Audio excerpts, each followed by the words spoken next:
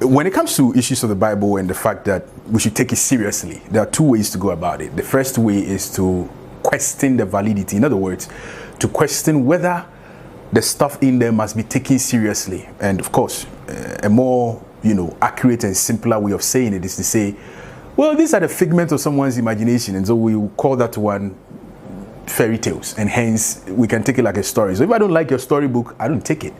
That's one way of looking at it. And I'm sure if you've seen my other videos, you've seen that we've dealt with this particular one there. If you've not watched it, I encourage you, just go right back and watch it. However, there is another leg of it where you're going to ask the question, even if those things in the book can be taken seriously, how accurate are they? How reliable are the accounts? Yes, you can make an argument, of course, and now no one doubts it, that there was a historical person called Jesus. Only the guys who've not read, only the guys who've not done the research are still disputing these facts. I encourage you, keep reading and you would find. So if we don't dispute the fact that Jesus lived, can we say that if it is true he lived, he actually said the things that are recorded in the text that he said? That's a question of reliability. That's whether we can trust the text. Was there a person called Paul, and even if he was real, did he actually say the things the text says it says?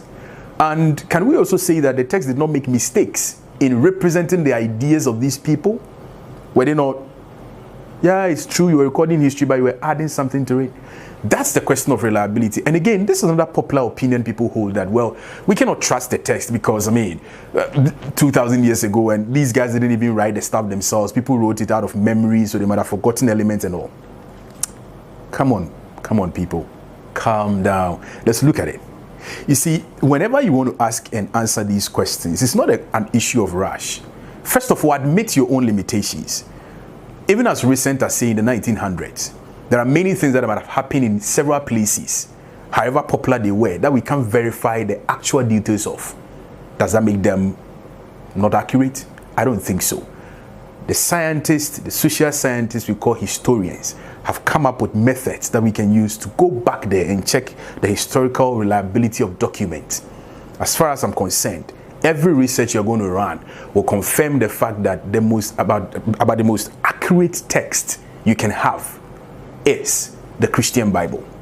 There are many other texts. However, of all the texts of antiquity, the most attested and hence most accurate representation of that which happened is the Christian text. Now, if these words are coming from academicians that are of different shades and colors, in other words, we have atheists, we have agnostic, happy agnostic like Bart Ehrman, and several other people confirming these elements that they are true, what would you say as a person that perhaps might have not read one line on these issues of interest?